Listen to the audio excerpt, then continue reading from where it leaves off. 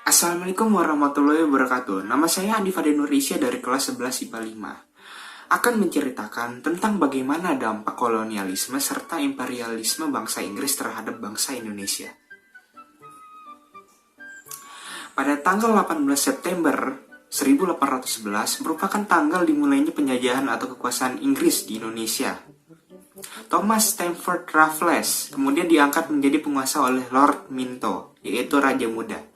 Pusat pemerintahan kolonialisme Inggris di Indonesia berada di kota Batavia. Setelah menjadi penguasa baru Hindia, Raffles kemudian melakukan langkah-langkah agar kedudukan Inggris di tanah jajahan menjadi lebih kuat. Nah, dalam penjajahan bahasa Inggris di Indonesia, ada beberapa dampak yang ditimbulkan oleh bangsa Inggris di Indonesia. Bidang politik. Yang pertama, Raffles sudah meletakkan dasar pemerintahan yang modern. Yang kedua, Pulau Jawa dijadikan tempat pusat pemerintahan dan membaginya menjadi wilayah prefektur. Yang ketiga, dahulu hukum yang digunakan yaitu hukum adat tetapi diubah oleh bahasa Inggris menjadi hukum barat yang modern. Bidang sosial. Yang pertama yaitu pembentukan status sosial. Yang kedua, terjadinya pemerasan dan pemindahan secara kejam. Yang ketiga, rakyat pribumi dipaksa patuh pada tuan tanah, barat, atau timur asing. Bidang ekonomi.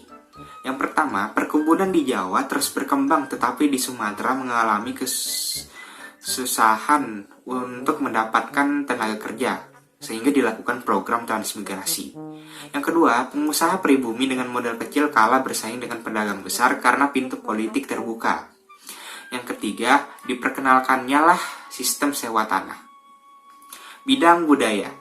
Yang pertama, imperialisme membuat peranan politik para elit. Yang kedua, berkembangnya budaya barat secara luas.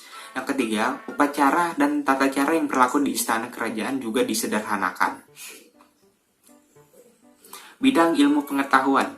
Yang pertama, Raffles aktif dalam mendukung Batavia Gammots Cup. Yang kedua, ditemukannya bunga Rafflesia arnoldi. Yang ketiga, dirintisnya kebun raya Bogor. Dan yang keempat, ditulisnya buku berjudul History of Java and History of the East.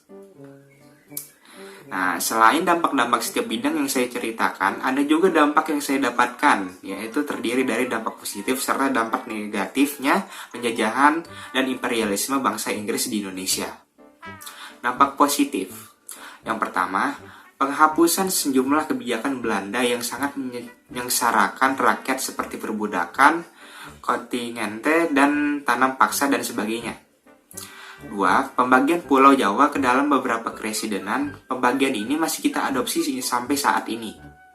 Yang ketiga, penerapan sistem perdagangan bebas. Yang keempat, kebijakan Raffles di bidang hukum juga dinilai positif. Hukum yang berorientasi pada warna kulit diubah menjadi hukum yang diterapkan kepada besar kecilnya kesalahan seseorang. Ini artinya semua sama di hadapan hukum. Dampak negatif.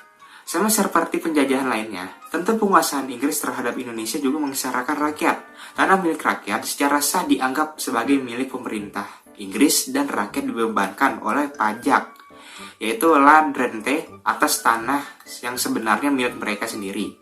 Sementara itu, bagi petani yang tak punya tanah juga diwajibkan membayar pajak kepala. Sehingga, penjajahan serta imperialisme bangsa Inggris sama saja dengan penjajahan bangsa Belanda di Indonesia. Nah, itulah dampak-dampak tentang kolonialisme dan imperialisme bangsa Inggris terhadap bangsa Indonesia. Terima kasih. Assalamualaikum warahmatullahi wabarakatuh.